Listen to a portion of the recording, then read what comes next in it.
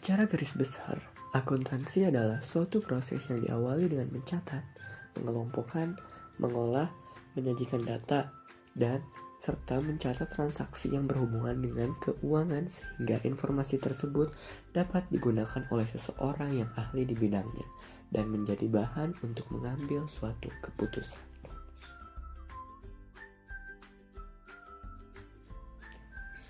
Seperti yang kita ketahui, output ini dapat berupa tampilan layar monitor maupun ditampilkan dalam hasil cetakan yang dicetak melalui printer. Ketika output yang dihasilkan sistem informasi akuntansi ini ditampilkan dalam layar monitor, maka hal itu disebut soft copy. Ketika ditampilkan pada hasil cetakan, maka output ini disebut dengan hard copy. Informasi output ini biasanya disajikan dalam 3 bentuk, yaitu 1. Dokumen. Dokumen merupakan output berupa catatan transaksi atau data dari perusahaan lain. Contoh dokumen ini adalah sales invoice yang sudah dicetak dan kemudian akan dikirimkan sebagai tagihan kepada pelanggan. Untuk menghemat waktu dan biaya, perusahaan bisa juga mengirimkan sales invoice ini dalam file PDF yang dikirimkan dengan menggunakan sarana email. Yang kedua, report. Report atau laporan digunakan perusahaan untuk mengontrol operasional perusahaan.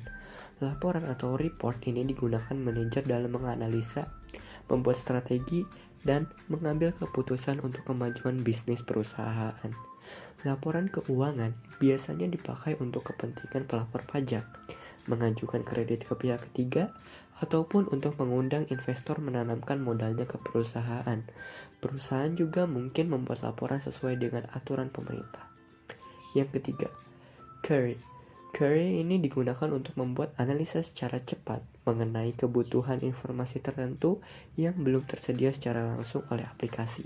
Pengguna memasukkan sejumlah input sistem kemudian menganalisa dan menghasilkan laporan yang sesuai.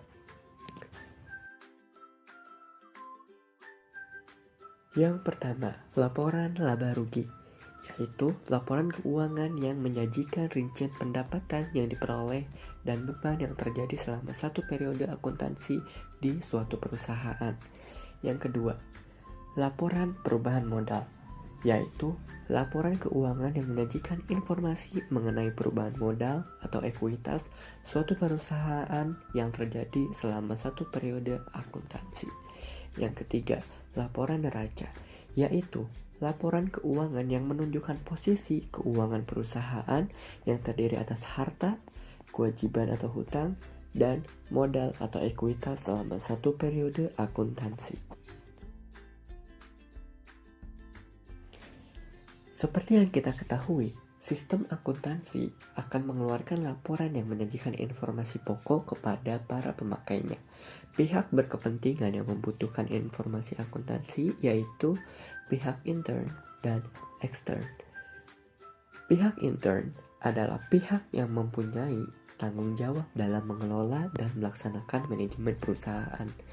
Yang pertama, pemilik atau owner. Pemilik perusahaan selalu ingin mengetahui apakah bisnisnya berjalan dengan baik atau tidak. Yang kedua, manajemen.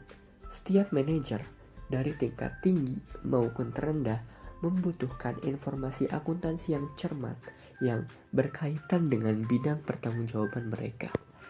Yang ketiga, karyawan.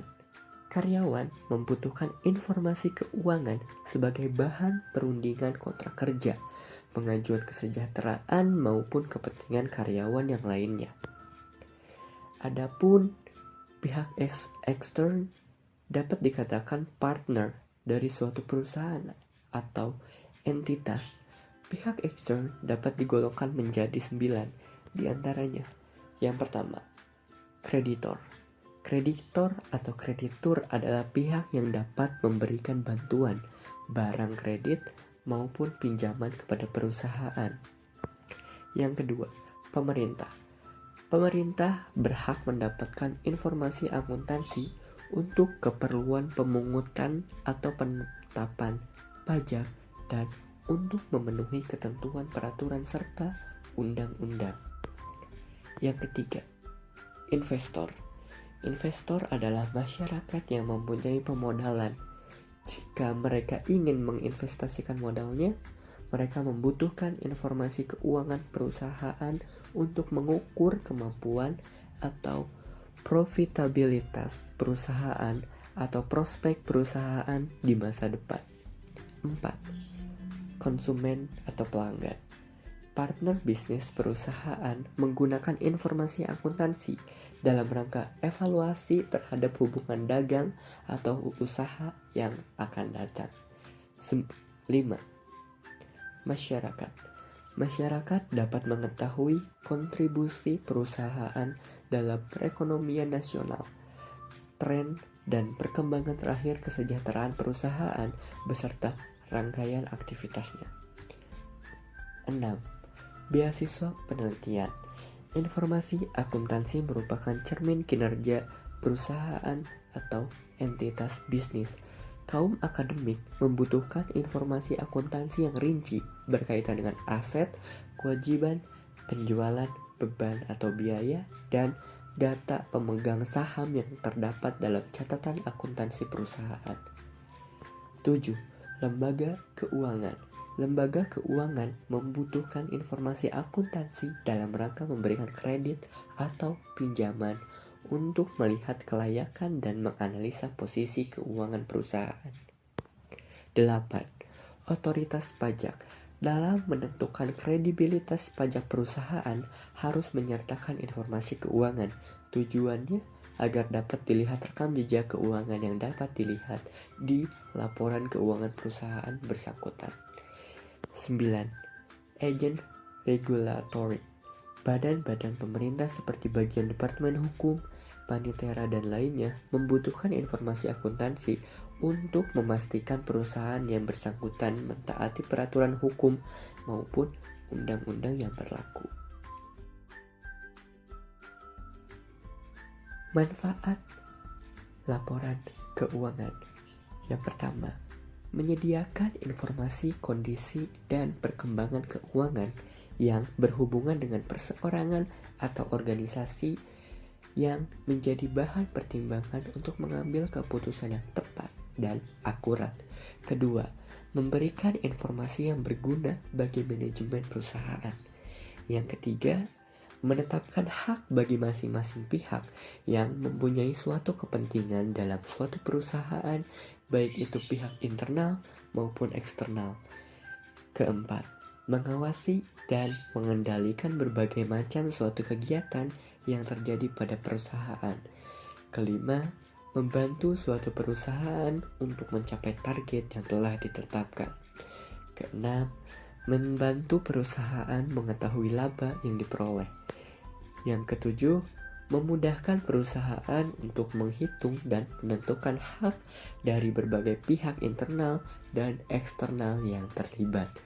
Kedelapan, menyediakan informasi yang berguna bagi manajemen.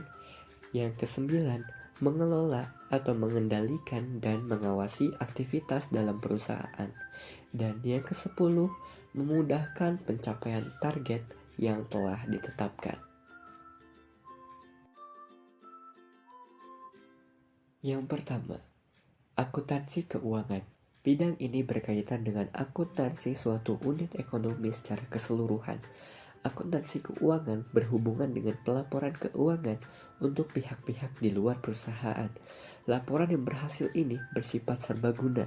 Kegiatannya meliputi pencatatan kegiatan finansial yang bertujuan untuk dapat menyajikan laporan keuangan. Yang kedua, akuntansi pemeriksaan. Dalam pemeriksaan akuntansi atau auditing, dilaksanakan kegiatan pemeriksaan terhadap hasil pencatatan dan laporan dalam keuangan. Bidang ini berhubungan dengan audit yang secara bebas dilakukan pada laporan yang dihasilkan oleh akuntansi keuangan. Meskipun tujuan utama audit agar informasi akuntansi yang disajikan dapat dipercaya, namun terdapat tujuan lainnya seperti ketaatan terhadap kebijakan, prosedur serta penilai efisiensi dan efektivitas suatu kegiatan. Yang ketiga, akuntansi biaya. Akuntansi biaya merupakan bidang akuntansi yang mencatat dan menghitung serta menganalisa sebuah data biaya pada suatu perusahaan industri dalam usaha menentukan besarnya harga pokok produksi suatu barang atau produk. Untuk itu, dengan adanya akuntansi biaya ini akan didapatkan laporan harga untuk menyusun laporan keuangan. Bidang ini menekankan sebuah penetapan dan sebuah kontrol atas biaya. Yang keempat, akuntansi manajemen. Akuntansi manajemen adalah bidang akuntansi yang bertujuan untuk memberikan informasi kepada manajemen dalam menjalankan usahanya. Banyak hal yang terdapat dalam akuntansi biaya yang data-datanya dimanfaatkan oleh akuntansi manajemen. Jadi, meskipun kedua bidang akuntansi ini berbeda tujuannya, namun dalam pelaksanaannya dapat dilakukan secara bersamaan. Beberapa kegunaan akuntansi manajemen yaitu untuk mengendalikan kegiatan perusahaan, memonitor arus kas, dan menilai alternatif dalam mengambil sebuah keputusan. Yang kelima, akuntansi perpajakan. Akuntansi perpajakan adalah akuntansi yang kegiatannya berhubungan dengan penentuan objek pajak yang menjadi beban perusahaan serta perhitungannya untuk kepentingan penyusunan laporan pajak. Kegiatan akuntansi perpajakan berfungsi membantu manajemen dalam menentukan pilihan-pilihan transaksi yang akan terjadi yang berhubungan dengan pertimbangan-pertimbangan perpajakan. Oleh karena itu, akuntansi yang bekerja dalam bidang ini harus mengetahui benar tentang undang-undang perpajakan yang berlaku.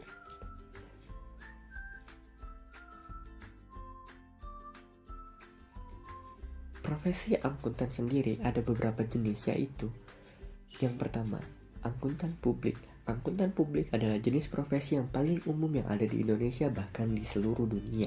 Secara sederhana, jenis profesi yang satu ini merupakan sebuah profesi yang bekerja secara independen.